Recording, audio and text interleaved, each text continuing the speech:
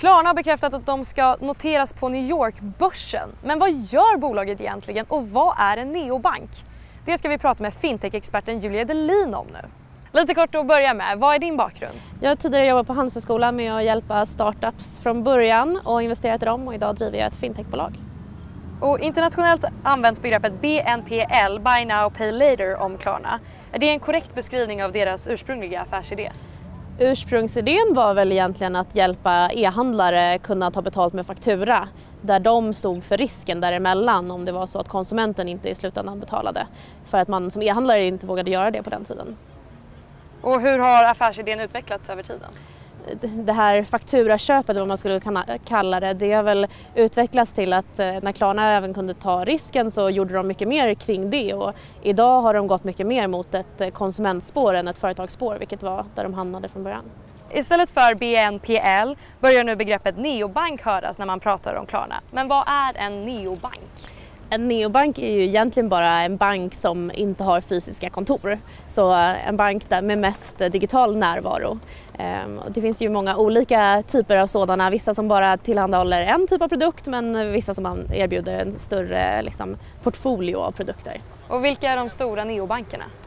Ja, de stora som Klarna tävlar med är väl kanske Revolut och liknande i USA, Ramp, Row, Mercury. Banker som egentligen kanske inte tillhandahåller bankprodukter, men som gör det via tredje part eller white labeling på olika sätt.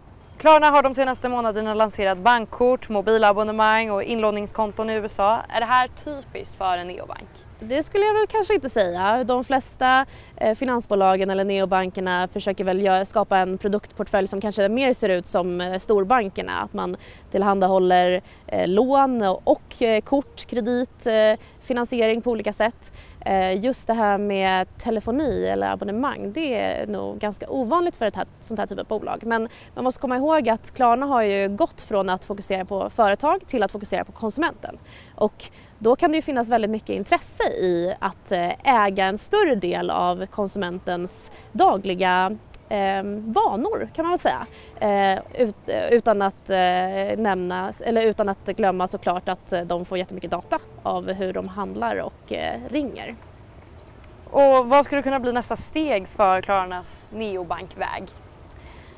Det får vi väl se. Det kommer bli spännande nu när de börsnoteras, för jag tror att de kommer nå en mycket större målgrupp. USA är en väldigt spännande marknad, och nu när de ska noteras där så tror jag att de har en större chans att göra ett bättre intryck än vad de gjorde första gången.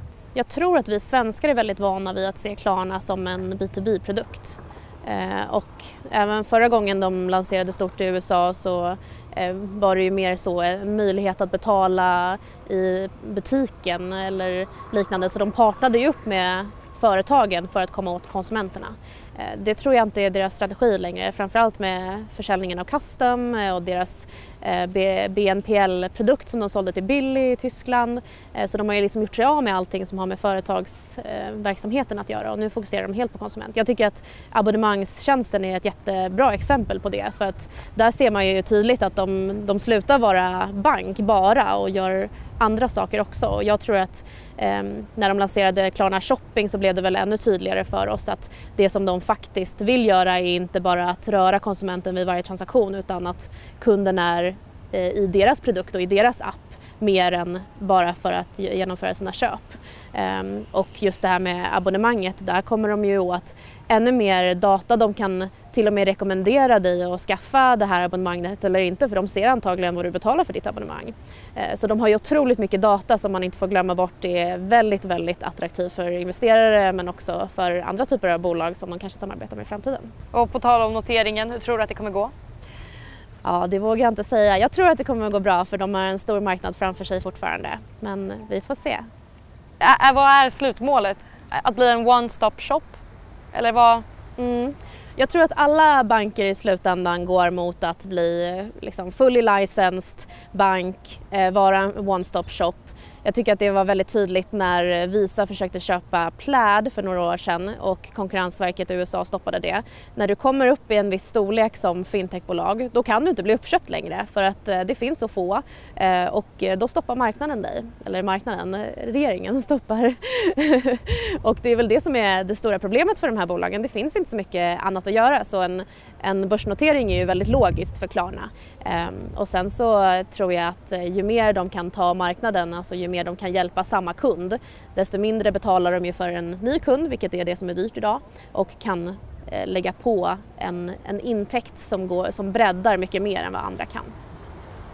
Så inget världsherravälde? Jag tror säkert att de tänker sig att det ska bli ett världsherravälde, men jag tror inte de riktigt förstår hur tufft det är att gå in i USA. Det ser jag fram emot att följa. Vad är liksom de största motgångarna där? Man tror ju att det är bara en stor marknad och ett språk och ett land, men det är ju massa olika regleringar beroende på vilken stat du befinner dig i. Det finns regler som påverkar även små startupbolag som gör det svårt att gå från en stat till en annan. Och då ska du vara en fullt reglerad bank.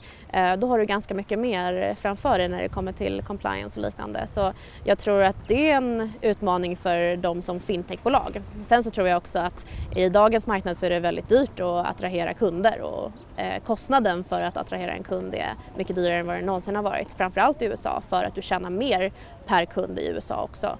Så de behöver ju komma in med en stor kassa, vilket det verkar som att de ska.